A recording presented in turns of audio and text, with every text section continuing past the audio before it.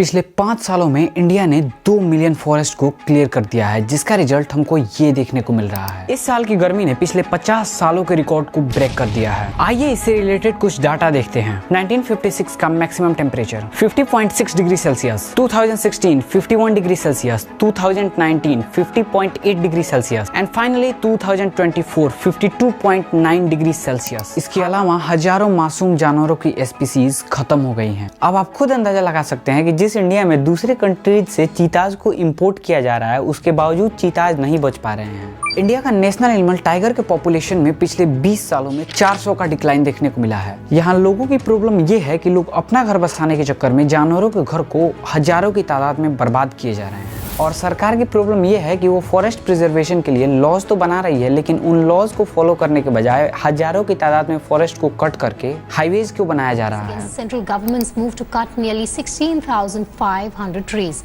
Protests are being carried out across the capital against the deforestation drive.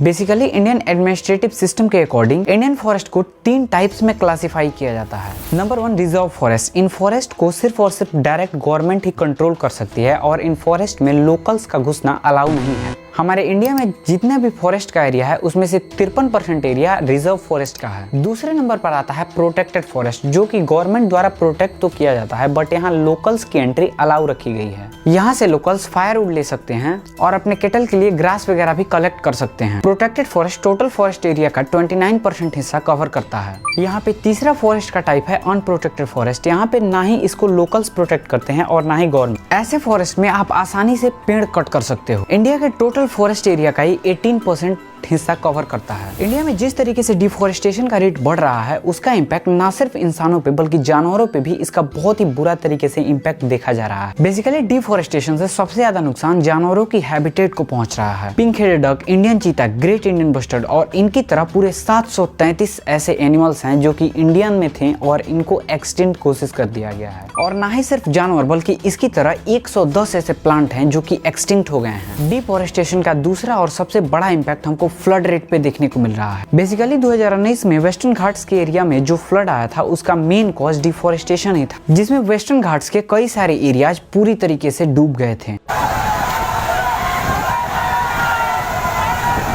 और इसके साथ साथ 2021 में जो उत्तराखंड ट्रेजेडी आया, जिसमें सैकड़ों लोग मारे गए, उसका इंसिडेंट भी इससे बिल्कुल सिमिलर था और इसका भी मेन कॉज डिफोरेस्टेशन ही था। डिफोरेस्टेशन का तीसरा और सबसे हार्मफुल इम्पैक्ट जो कि हमको देखने को मिल रहा है, जो कि आप सभी फेस कर रहे हैं अभी और इंडिया के सारे लोग इसको फेस कर रहे हैं, climate change, heat wave, 50 degree Celsius weather, ये सभी डिफोरेस्टेशन की वजह से ही तो हो रहे हैं। अगर आप इस पे डिटेल वीडियो देखना चाहते हैं तो मैंने बना रखी है, उसकी लिंक मैं आपको डिस्क्रिप्शन में और आई बटन में दे दूंगा। बेसिकली हमारे एटमॉस्फेयर में जितने ज्यादा ग्रीन हाउस गैसेस प्रोड्यूस की जाते हैं, उनसे हमारे एटमॉस्फेयर में जितना ज्यादा इनका एक्यूमुलेशन बनता है, वो हमारे एटमॉस्फेयर को उतना ज्यादा वार्म करते हैं। लेकिन ट्रीज का मेन फंक्शन होता है कि ये हमारे एटमॉस्फेयर में जितनी भी ग्रीन हाउस गैसेस हैं उनको ऑब्जर्व करे, ताकि हमारे एटमॉस्फेयर का टेम्परेचर मेंटेन रहे। लेकिन जैसे जैसे हम ट्रीज को कट डाउन करते जाते हैं, ये हमारे एटमॉस्फेयर में इसका लेवल बढ़ता जाता है, जिससे हमारा एटमॉस्फेयर और ज्यादा गर्म होता जाता है। और इसके साथ साथ हमारे एटमॉस्फेयर में जो अल्ट्रावायलेट रेज सन के साथ आती है, उसका एक्सपोजर भी बहुत बढ़ जाता है और आप बिलीव नहीं करेंगे, इससे स्किन कैंसर तक हो सकता है। इसके साथ साथ ट्रीज को कट डाउन करने का एक बहुत बड़ा इम्पैक्ट हमको अभी फिलहाल में बेंगलुरु में देखने को मिला था, जहाँ लोग एक एक बूंद पानी के लिए तरस रहे थे। इस चीज को डिटेल में समझने के लिए आप मेरी वाटर स्कैरसिटी वाली वीडियो देख सकते हैं। डिफोरेस्टेशन के कारण कई सारी जो लोकल कम्युनिटीज फॉरेस्ट में रहा करती थी, उनके हैबिटेट्स भी पूरे छीन लिए जा रहे हैं। इस मैटर पर 2500 फॉरेस्ट ड्वेलर्स ने सुप्रीम कोर्ट में अपनी आवाज भी उठाई थी कि फॉरेस्ट को